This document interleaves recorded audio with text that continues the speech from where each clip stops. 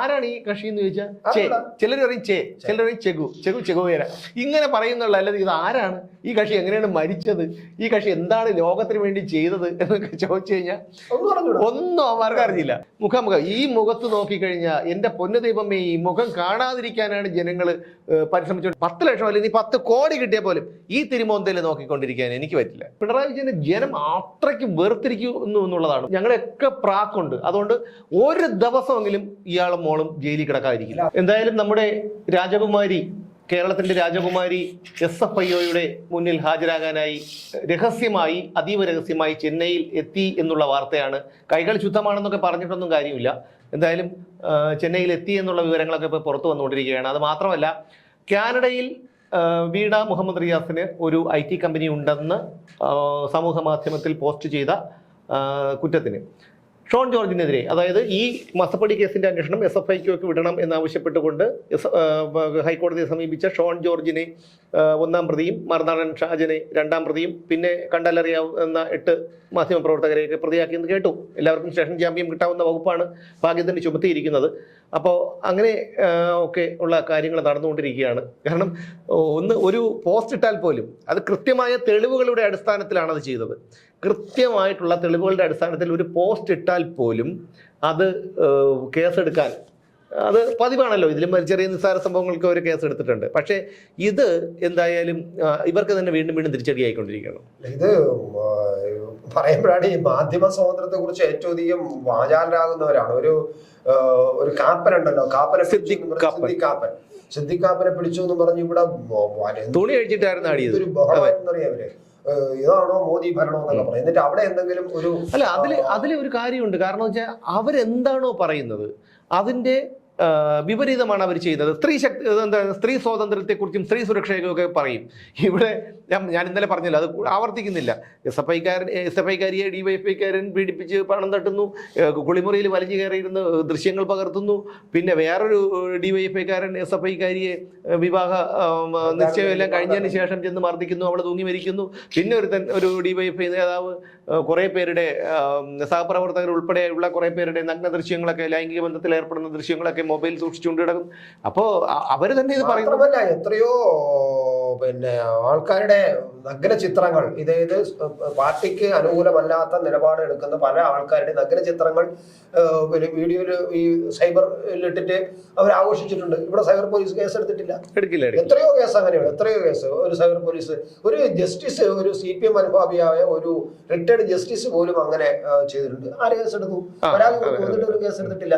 അപ്പൊ ഇത് മാധ്യമ സ്വാതന്ത്ര്യത്തെ മോദിയാണ് മാധ്യമത്തിനെ തകർക്കുന്നത്, മാധ്യമ സ്വാതന്ത്ര്യം ഇല്ലാതാക്കുന്നത്, ആവിഷ്കാര സ്വാതന്ത്ര്യത്തിനെതിരെ നിൽക്കുന്നത് മോദിയാണെന്ന് വടക്കോട്ട് നോക്കി ടോർച്ചടിച്ചുകൊണ്ട് കുറ്റം പറയുകയും, ഇവിടെ ഒരു പോസ്റ്റ് ഇട്ടാൽ വീണയ്ക്ക് സ്വന്തം മകൾക്ക് ഒരിടത്ത് ഒരു കമ്പനി ഉണ്ട് എന്ന് കേൾക്കുന്നു. അത് ഇങ്ങനെ ഒരു നമ്മുടെ സൈബറിലെ ഒരു സൈറ്റിൽ നിന്നും കിട്ടിയതാണ്, കൃത്യമായ സൈറ്റിൽ നിന്ന് കിട്ടിയതാണ്, രേഖകളുണ്ട്, പേരുണ്ട്. അല്ല, ആ രേഖകൾ ആ വിവരം പുറത്തു വന്നതിന് ശേഷം ഇതിന്റെ ഓണർഷിപ്പ് ഒക്കെ മാറ്റാനായി സർക്കാരിനെ സമീപിച്ച വാർത്തയും പുറത്തു വന്നിരുന്നു. കനഡിയൻ സർക്കാരിനെ സമീപിച്ച വാർത്തകളൊക്കെ പുറത്തു വന്നിരുന്നു. ഇതൊക്കെ എന്താ, ഇന്ന് ഈ ഡിജിറ്റൽ യുഗമാണ്. എന്ത് ചെയ്താലും, കാരണം ഇവരുടെയൊക്കെ പിന്നാലെ ആൾക്കാരുണ്ട്. പിണറായി വിജയൻ എന്ന് പറയുന്ന വ്യക്തി 1ഉം 2ഉം 100ഉം ആൾക്കാരെ ഒന്നും അല്ല ദ്രോഹിച്ചിട്ടുള്ളത്. ഈ അവസാന കാലത്ത് അയാളുടെ പുറകിൽ ഒരുപാട് പേരുടെ കണ്ണുകളുണ്ട്. മനസ്സിലായോ? ഒരുപാട് പേരുടെ കണ്ണുകൾ എവിടെ പോകുന്നു, എന്ത് ചെയ്യുന്നു ഇതൊക്കെ അനുസരിക്കാൻ നമ്മളൊക്കെ ഇവിടെ ഇരുന്ന് കാണുന്നതേ ഉള്ളൂ. പക്ഷെ അത്രയ്ക്കും പ്രബലരായിട്ടുള്ളവരൊക്കെ ഉണ്ടായിരിക്കാം. അല്ല, ഇപ്പം എന്തിനാണ് കേസ് എടുത്തതെന്ന് പറഞ്ഞാൽ പോസ്റ്റ് ഇട്ടതിനാണ്. സമൂഹ മാധ്യമത്തിൽ പോസ്റ്റ് ഇട്ടതിനാണ്. ഷാജൻ ആ വിവരങ്ങളെല്ലാം വെച്ചിട്ട് ഒരു വാർത്ത ചെയ്തു. കാരണം അയാളെ കംപ്ലീറ്റ് രേഖകൾ കിട്ടിയോണ്ട് അത് വെച്ച് വാർത്ത ചെയ്തു. മറ്റു മാധ്യമപ്രവർത്തകർ ഈ വാർത്തയെ ഏറ്റുപിടിച്ചുകൊണ്ട് അവരുടെ വാർത്ത ചെയ്തു. ഇതാണ് കേസ്. അപ്പം ഈ രാജകുമാരിക്കെതിരെ മിണ്ടരുത്, എനിക്കും രാജാവായ ചക്രവർത്തിയായ എനിക്കും എന്റെ മകൾക്കും എതിരെ ഒന്നും മിണ്ടരുതെന്നുള്ള എന്തും ചെയ്യാന്നുള്ളതാണ്. അപ്പൊ അതൊരു എന്തായാലും അണികള് വിലയിക്കട്ടെ. കേസൊക്കെ എന്ന് പറയും നമ്മൾ ഇത്തരം സ്ഥാപനങ്ങളുമായിട്ട് നടത്തിക്കൊണ്ട് പോകുമ്പോൾ കേസൊക്കെ ഉണ്ടാവും.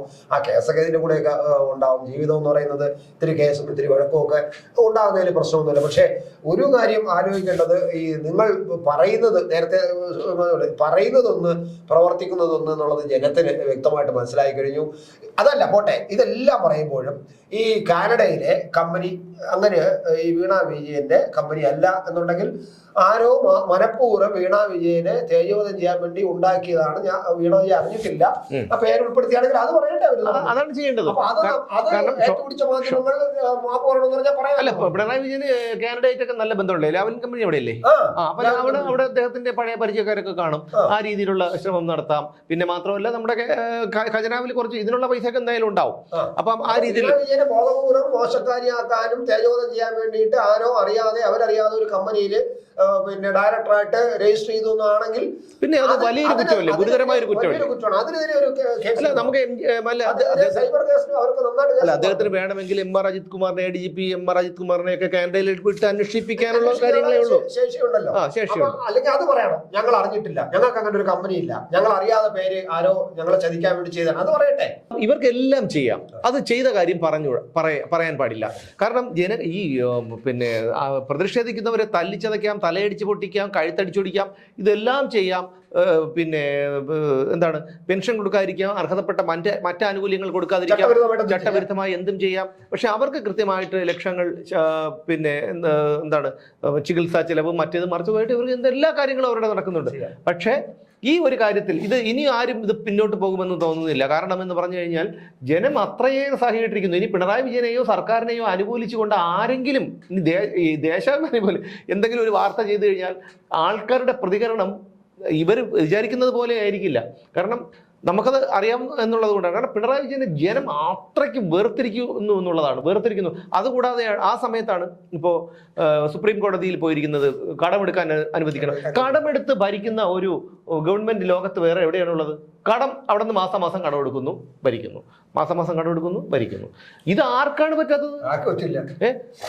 എന്നിട്ട് പറയുന്നത് ഓഫീസുകൾ കൂട്ടുന്നു. 30 ഓഫീസുകൾ, ഒരു കളക്ടറേറ്റിലുള്ള എറണാകുളം കളക്ടറേറ്റിലുള്ള 30 ഓഫീസുകൾ ഫീസൂരി KSEB ഒന്ന് ഫീസൂരി കൊണ്ടുപോയോണ്ട് അവർ പൂട്ടി. കാരണം പൂട്ടാൻ പോകുന്നു. കാരണം അവരുടെ KSEB അവരുടെ ഡിപ്പാർട്ട്മെന്റ്.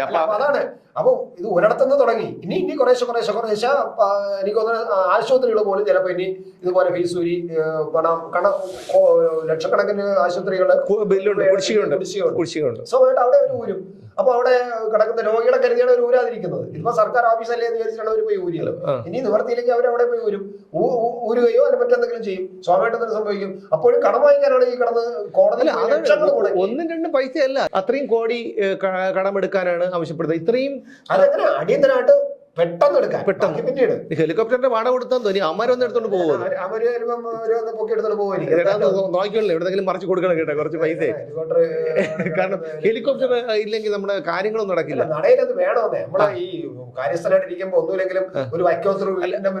അതായത് പണ്ടത്തെ ചില പഴയ തറവാടുകളുണ്ട്, കഞ്ഞി കുടിക്കാൻ വക കാണില്ല.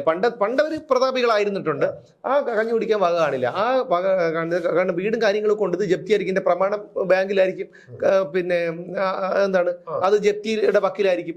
എന്നാൽ പോലും ഒരു ആനയെ കൊണ്ടുവന്ന്, ആനയോ 2-3 പശുവിനെയൊക്കെ കൊണ്ടുവന്ന് ഫ്രണ്ടിൽ കെട്ടിയിട്ട് ഒരു മറ്റേ വയ്ക്കുവാൻ തുറു. അത് മാത്രമല്ല, കാരണവരുണ്ടല്ലോ നിക്കറിടാൻ കാണൂല, പക്ഷെ നീളമുള്ള എന്താണ് ചാരി കസേരയിൽ 2 കാലും ഒക്കെ മറ്റേ ഇതിൽ വെച്ചിട്ടാണ് ഇരിക്കുന്നത്.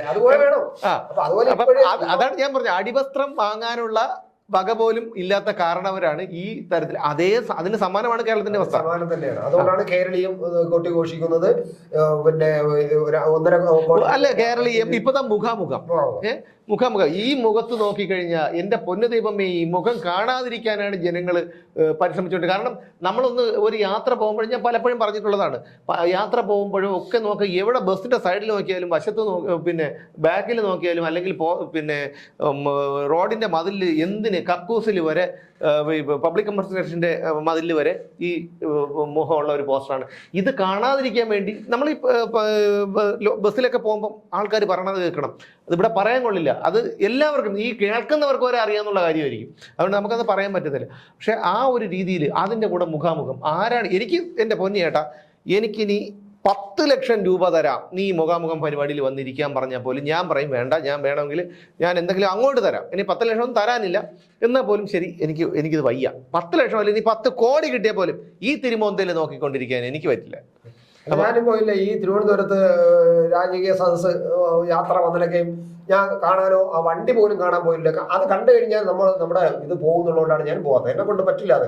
കാരണം നമ്മൾ ഒരുപക്ഷെ ഇവര് പറയുന്നത് നമ്മൾ അത്രമാത്രം വിരോധി ആയതുകൊണ്ടും അന്ധമായി വിരോധിയാണ്, വിരോധി തന്നെയാണ്. പക്ഷെ അതല്ല, അത് മുടിച്ചുകൊണ്ട് നമ്മുടെ നാടിന് ഇപ്പോ ഖജനാ പോലും തകർന്നിരിക്കുമ്പോൾ ഇങ്ങനെ ഒരു രാജകീയ യാത്ര നടത്തുമ്പോൾ അതിനെ അംഗീകരിച്ചു കൊടുക്കാനോ അതിനെ പോയി കാഴ്ചക്കാരനായി നിൽക്കാനോ എന്നെ കൊണ്ട് കഴിയില്ല. അല്ല, ഞാൻ വിരോധി തന്നെയാണ്. കാരണം ഈ പിണറായി വിജയന് വിരോധം വിരോധം അല്ലെങ്കിൽ അയാളോട് അനിഷ്ടം തോന്നുന്ന ആരാണുള്ള, അങ്ങനെ ആർക്കെങ്കിലും അയാൾ തോന്നാതിരുന്നാൽ അവന്റെ മാനസിക നിലയ്ക്ക് എന്തോ തകരാറുണ്ടെന്ന് ഞാൻ വിശ്വസിക്കുന്നു.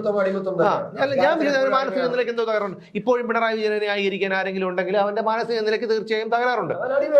അടിമയാണ്. ഒരു സിനിമ ഒന്നുമല്ല, അധികാരത്തിന് എപ്പോഴും അടിമ വേണം. ആ അടിമയെ ഉണ്ടാക്കും. ഒരിക്കൽ അടിമയായി കഴിഞ്ഞാൽ, അധികാരത്തിന്റെ കീഴിൽ ഒരിക്കൽ അടിമയായി കഴിഞ്ഞാൽ അവൻ എന്തോ അടിമയായിരിക്കും. അത് തന്നെയാണ് CPM എന്നുള്ള അണികളുടെ അവസ്ഥ എന്നുള്ളത് ഒരു ഇന്നിപ്പോ ഒരു സിനിമയിൽ അത് പറയുന്നുണ്ട്. അപ്പൊ എന്തായാലും നമ്മൾ പറഞ്ഞു വന്ന കാര്യം, അപ്പൊ ഇതിനിടയ്ക്ക് ഒരു കാര്യം കൂടെ ഓർമ്മിക്കണം. ഈ സംഭവങ്ങളൊക്കെ നടക്കുമ്പോഴും, ഈ കേസ് കാനഡ കേസും അത് കാനഡ കമ്പനി ഇല്ല എന്നൊക്കെ പറഞ്ഞു ആദ്യങ്ങൾക്കെതിരെ കേസെടുക്കുമ്പോഴും പിണറായി വിജയൻ വളരെ സമർത്ഥമായിട്ട് ആകപ്പാടെ SFIയുടെ കേന്ദ്ര ഓഫീസിൽ പോയി മൊഴി കൊടുത്തിരിക്കുന്നു എന്നുള്ള പേരോട് പറഞ്ഞു. അല്ല, അതിൽ വേറെ അതെന്തെന്നറിയുമോ, ഈ കർമ്മഫലം എന്ന് പറയുന്ന ഒരു സംഭവമുണ്ട്. ഞാൻ ആ കർമ്മഫലത്തിൽ വിശ്വസിക്കുന്ന ഒരാളാണ്. അതുകൊണ്ട് കഴിവതും നമ്മൾ മറ്റൊരാൾക്ക് ഒരു ബുദ്ധിമുട്ടുണ്ടാക്കാതെ, എന്ന് വെച്ചാൽ എല്ലാവർക്കും അങ്ങനെ പറ്റിയൊന്നുമില്ല എങ്കിൽ പോലും നമ്മൾ കഴിവതും മറ്റൊരാൾക്ക് ഒരു ബുദ്ധിമുട്ടുണ്ടാക്കില്ല. സ്വർണ്ണക്കടത്ത് കേസ് വന്നതിന് ശേഷം സ്വപ്ന ഇവിടുന്ന് പോയതറിയാമോ? പലായനം ചെയ്യുമായിരുന്നു ആ സ്ത്രീ. അവര് ആ കോവിഡ് സമയത്ത് ട്രിപ്പിൾ ലോക്ക്ഡൗൺ ആയിരുന്ന സമയത്താണ് അവർ ഇവിടെ വിട്ട് ബാംഗ്ലൂരിലേക്ക് പോകുന്നത്. അത് പോയതും മറ്റു കാര്യങ്ങളൊക്കെ പിന്നീട് എല്ലാവർക്കും അറിയാന്നുള്ള കാര്യമാണ്. അതേ അവസ്ഥയിൽ ഇന്ന് വീണ മുഹമ്മദ് റിയാസിന് പോകേണ്ടി വന്നു എന്നുള്ളത്, കാരണം ആ പോയതിന്റെ സാഹചര്യങ്ങളൊക്കെ നമുക്കും അറിയാം.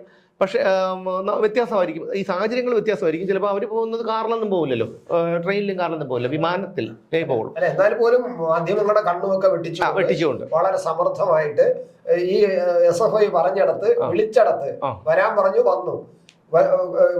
പറഞ്ഞ സമയത്ത് പറഞ്ഞ സ്ഥലത്ത് പറഞ്ഞതുപോലെ മിണ്ടാതെ പോയിരുന്നു. അതുപോലെ ഇതിപ്പോ ഇത്തരം ദ്രോഹങ്ങളിൽപ്പെട്ട് ജയിലിലായ കുറെ പേരുണ്ട്. പിണറായി സ്വപ്ന സുരേഷ് ഉൾപ്പെടെയുള്ള, ഇപ്പൊ ഞാൻ ഉൾപ്പെടെയുള്ള ഒരു കണക്കിൽ ഞാൻ, കാരണം ഞാൻ പറയാൻ കാരണം പോലീസ് സ്റ്റേഷനിൽ കസ്റ്റഡിയിലായിരുന്നപ്പോൾ പോലും പോലീസുകാരൊക്കെ വളരെ വളരെ മാന്യമായിട്ടാണ് ഇടപെട്ടത്.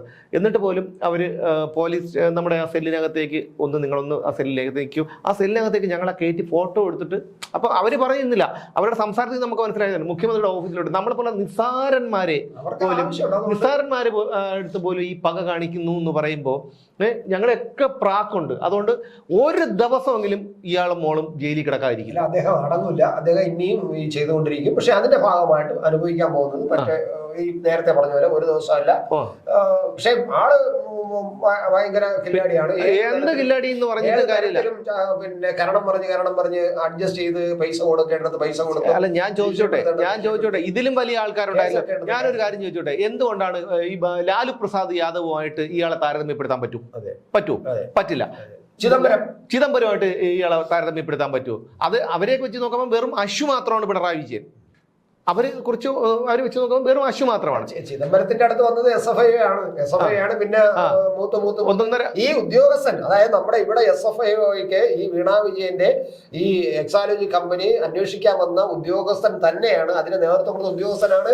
കയ്യിൽ മുണ്ട് കൊടുത്തുകൊണ്ട് ചിദംബരത്തിന്റെ മതില് ചാടി ചെന്ന് അയാളെ തൂക്കിയെടുത്ത് ചിദംബരം കേന്ദ്രമന്ത്രിയായിരുന്ന ചിദംബരത്തിനെ തൂക്കിയെടുത്തുകൊണ്ട് വരാൻ കഴിഞ്ഞെങ്കിൽ ആ ആളാണ് ഇവിടെ അന്വേഷിക്കാൻ വന്നത്. അതെ, അയാൾ പറഞ്ഞാണ് ഇപ്പൊ ചെന്നൈ ഹെഡ് ഓഫീസിൽ വന്നോളൂ എന്ന് പറഞ്ഞ് മിണ്ടാതെ ഒറ്റമുച്ചടക്കി അവിടെ ചെന്ന് എന്നെ വന്നിരുന്നോളൂ എന്ന് പറഞ്ഞ് വന്നിരുന്നു, പറഞ്ഞോളൂ എന്ന് പറഞ്ഞു. അല്ല, ഞാൻ പറഞ്ഞത് ചിദംബരം എന്ന് പറഞ്ഞാൽ ഇന്ത്യൻ രാഷ്ട്രീയത്തിലെ തന്നെ ഒരു കരുത്തനായ ഒരു നേതാവാണ്. കോൺഗ്രസിന്റെ വലിയൊരു നേതാവാണ്, കേന്ദ്രമന്ത്രിയായിരുന്ന ഒരാളാണ്. അപ്പൊ അത്രയ്ക്കും ഇതുണ്ട്. അതിനെ വെച്ച് നോക്കുമ്പോൾ പിന്നെ എന്താണ്, രാജരാജേശ്വരി അധോലോകം പോലെ ഒരു സംഭവമാണ് ഈ പറയുന്ന CPM എന്നുള്ള കാര്യം. അതിന്റെ ഒരു തലവനാണ് ഈ പറയുന്ന കക്ഷി. ഇദ്ദേഹത്തിനെയൊക്കെ എന്ന് പറഞ്ഞാൽ ഈ കോളറെ തൂക്കിയെടുത്തോണ്ട് പോകാനുള്ളതേ ഉള്ളൂ. അവരെ സംബന്ധിച്ചിടത്തോളം ഇതൊന്നും ഒരു വിഷയമുള്ള കാര്യമല്ല. അല്ലേ, ഞാൻ പറഞ്ഞത് കർമ്മഫലം അനുഭവിക്കാതെ പോകാൻ കഴിയില്ല. പിന്നെ ലാവ്ലിൻ കേസിൽ എന്താണ് സംഭവിക്കുന്നത്? ലാവ്ലിൻ കേസിൽ സംഭവിക്കുന്നത് അയാളുടെ ഒരു പിടിപാട് കൊണ്ടും ഒക്കെ ഇയാളെ നീട്ടി വെക്കുന്നുണ്ട്. ചിലപ്പോൾ അതിൽ BJPയുടെ കൈ ചിലപ്പോഴെന്നല്ല ഉണ്ടെന്ന് ഞാൻ വിശ്വസിക്കുന്നു. പക്ഷേ മറ്റൊരു കാര്യം, ലാവ്ലിൻ കേസിലെ പ്രതികൾ എല്ലാവർക്കും ഒരു പരിധി കഴിഞ്ഞ വയസ്സുള്ളവരാണ്.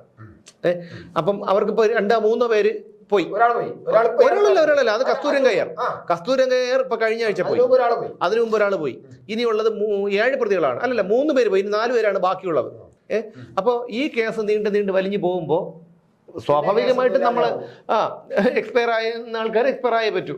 അപ്പം ആ ഒരു ഇത് മാത്രമേ നടക്കൂ. പക്ഷെ അത് ഇതിൽ വരും, ഈ ഒരു മാസപ്പടി വിഷയത്തിൽ വരും. കാരണം ജനങ്ങളുടെ പ്രാക്കെന്ന് പറഞ്ഞാൽ, ഈ പ്രാക്കെന്ന് പറഞ്ഞാൽ മറ്റൊരാളുടെ കണ്ണീര് വീണ് കഴിഞ്ഞാൽ നമ്മുടെ ജീവിതത്തിൽ നമ്മൾ കാരണം മറ്റൊരാളുടെ ജീവിതത്തിൽ ഒരു കണ്ണീര് വീണ് കഴിഞ്ഞാൽ എന്ന് വെച്ചാൽ നമ്മളെ ഇങ്ങോട്ട് പറയുമ്പോഴത്തേക്കും തിരിച്ച് പറയുന്നത് അതല്ല വിഷയം. അതൊക്കെ എല്ലാവരുടെ ജീവിതത്തിലും ഉണ്ടാവും. പക്ഷെ ഒരാളെ മനഃപൂർവ്വം ദ്രോഹിച്ചു കഴിഞ്ഞാൽ അതിൻ്റെ തിക്തഫലം നമ്മൾ അനുഭവിച്ചേ മതിയാകും. അതിന് നിങ്ങളുടെ ജീവിതത്തിൽ തന്നെ, ഈ കേൾക്കുന്നവരുടെ ജീവിതത്തിൽ നിങ്ങൾ എടുത്ത് നോക്കൂ. എത്രയോ ആൾക്കാർ എടുത്തു നോക്കൂ. കരുണാകരൻ ആരായിരുന്നു? കരുണാകരൻ ഒരു കാലത്ത് കേരളത്തിന്റെ ആരായിരുന്നു? ഇന്ന് കരുണാകരന്റെ മക്കൾ, കരുണാകരൻ അത്ര വലിയ പ്രതാപിയായി ജീവിച്ചിരുന്ന കാലത്തുണ്ടായിരുന്നു. ഇന്ന് കരുണാകരന്റെ മക്കളുടെ ഗതി മോൻ NCP പോയില്ലേ?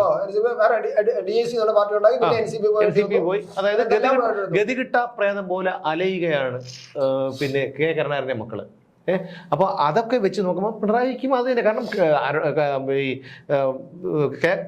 ഈ കരുണാകരൻ എന്നല്ല, ഇന്ത്യൻ രാഷ്ട്രീയത്തിലെ ഏതൊരു നേതാവിനെ എടുത്ത് നോക്കിയാലും ഈ പിണറായി വിജയൻ ചെയ്തതിൻ്റെ 100-ൽ 1 അംശം പോലും അവരാരും ചെയ്തിട്ടില്ല.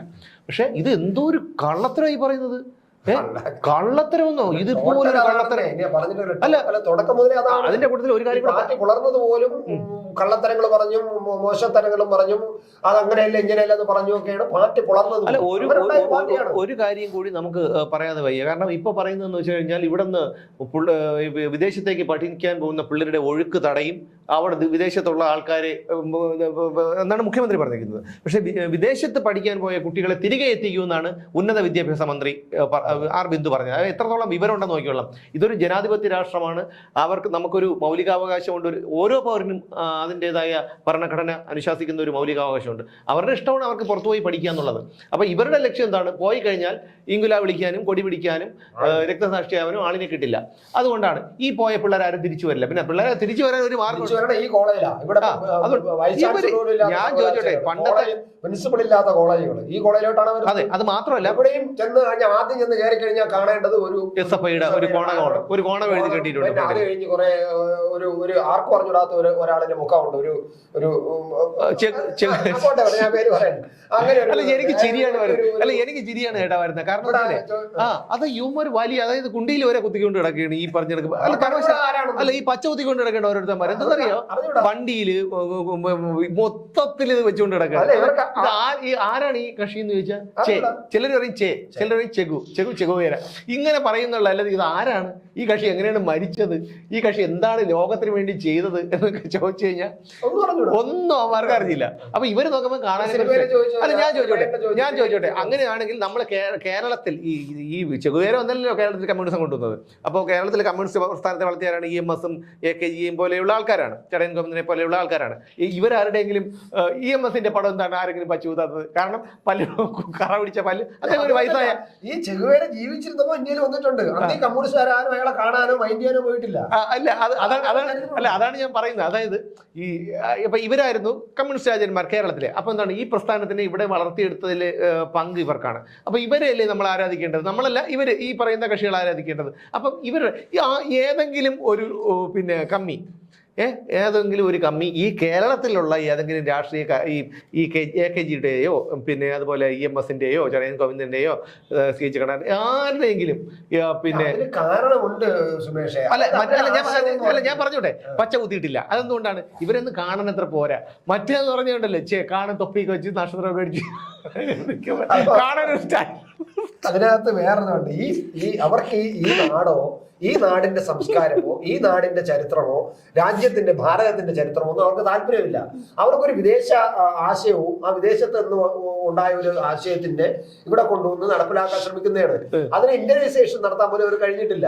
അപ്പൊ ഇന്ത്യയുടെ സംസ്കാരവും ഇന്ത്യയുടെ പാരമ്പര്യവും ഒന്നും അവർക്ക് വലിയ പ്രശ്നമല്ല. അതുകൊണ്ടാണ് അതിന്റെ ഒരു പ്രതിഫലനമാണ്, അല്ലെങ്കിൽ അതിന്റെ ഒരു നമ്മൾ പറയുന്ന സാക്ഷ്യമാണ് ഈ കാണുന്ന ഈ ഇവിടത്തെ ഇന്ത്യൻ നേതാക്കളെ ഒന്നും കൊണ്ടു നടക്കാതെ ഈ പിള്ളേർ നിൽക്കില്ല. കാരണം AK ഗോപാലിന്റെയോ EMS-ന്റെയോ പടം ഇവന്മാരും വെക്കില്ല. അപ്പൊ ഇതാകുമ്പോൾ പിള്ളേർ നല്ല സ്റ്റൈലുണ്ടല്ലോ, തൊപ്പിയൊക്കെ വെച്ചിരിക്കുന്നു, ഊശം താടിയും. വലിയ ആളാണ്. ഭയങ്കര കാരണം ഒരു സിനിമയിൽ ഞാൻ പറഞ്ഞിട്ടുണ്ടല്ലോ, ഒരു പയ്യൻ ഇങ്ങനെ വലിയ ബനിയൻ ഇട്ടോണ്ട് നടക്കണം. അപ്പൊ ഒരാൾ ചോദിച്ചു, എടാ ഇത് ആരാണ്ട് അതിന്റെ ബനിയൻ? പുതിയ ഡിഫിക്കാരനാണ്, ഒരു വലിയ ഡിഫിക്കാരനാണ്. അപ്പൊ അത്രേ ഉള്ളൂ. അത്രേ അവര് തരും. ഇനിയിപ്പം മൈക്കിൾ ജാക്സന്റെ ഇതിൽ ഇവരെന്തും ആടിനെ പട്ടിയാക്കുന്ന വിദ്യയാണല്ലോ ഇവരുടെ കയ്യിലുള്ളത്. അപ്പോൾ ഇപ്പം മൈക്കിൾ ജാക്സനോ അല്ലെങ്കിൽ ജസ്റ്റിൻ ബീബറോ ഇവരൊക്കെ ഉണ്ടെങ്കിൽ ഇവരെ വേണമെങ്കിൽ ഇത് കമ്മ്യൂണിസ്റ്റ് ആചാര്യനാണ്. ജസ്റ്റിൻ ബീബർ പയ്യനാണല്ലോ, മറ്റേ മൈക്കിൾ ജാക്സൺ മരിച്ചും പോയി. മൈക്കൽ ഷൂമാക്കർ ആണെങ്കിൽ മസ്തഷ്ക, അതുപോലുള്ള ആൾക്കാർ അവരൊക്കെ കാണാനൊക്കെ ഇത് സ്റ്റൈലുള്ളത് കൊണ്ട് ഇത് നമ്മുടെ കമ്മ്യൂണിസ്റ്റ് ആചാര്യൻ, അവിടെ ഇവരുടെ രാജ്യത്ത് കമ്മ്യൂണിസം കൊണ്ടുവന്നത് ഇവരാണ് എന്നൊക്കെ പറഞ്ഞു കഴിഞ്ഞാൽ ഈ കമ്മിക്കൂട്ടങ്ങൾ വിശ്വസിക്കും. ഒരു പോളിപ്പോരാളിയായിരുന്നു എന്നൊക്കെ പറഞ്ഞു അദ്ദേഹം. എന്തിന് ഇത്രയും കാശ്? പിണറായി വിജയന്റെ പടം ആരെങ്കിലും പച്ചോത്തിട്ടുണ്ടോ? കാരണം അല്ല, ഒരു അല്പമെങ്കിലും ഒരു മെനയുള്ള ഒരാളുടെ കുത്താൻ പറ്റില്ല. എന്തായാലും ഈ പറഞ്ഞു വന്ന് നമ്മൾ SFIയുടെ അന്വേഷണമൊക്കെ പറഞ്ഞു വന്നത്. അപ്പോൾ SFIയുടെ അന്വേഷണം ഈ പറഞ്ഞ കണക്ക് പോയി. ആദ്യം ഇതാണ്. ഇപ്പൊ വേറൊരു വിഷയമുണ്ട്. നമ്മുടെ തോമസ് ഐസക് 5-6 തവണ ED വിളിച്ചപ്പോഴത്തേക്കും കോടതിയുടെ ഉറപ്പില്ലെങ്കിൽ നിങ്ങൾക്ക് പോകാൻ കഴിയില്ല എന്ന് ചോദിച്ചിട്ടും പോകാൻ പറ്റില്ല, കാണാൻ പോകുന്നത്. ഇനിയിപ്പോ വേണമെന്ന് വെച്ച് കഴിഞ്ഞാൽ എലിക്കുഞ്ഞിനെ തൂക്കുമ്പോൾ തൂക്കിക്കൊണ്ട് പോകും. SFIയുടെ അന്വേഷണത്തിൽ ഇപ്പൊ ചോദ്യം ചെയ്യലേ കഴിഞ്ഞിട്ടുള്ളൂ. ഇനി അതിന്റെ തുടർ നടപടികൾ ഇനി ഉണ്ടാവും.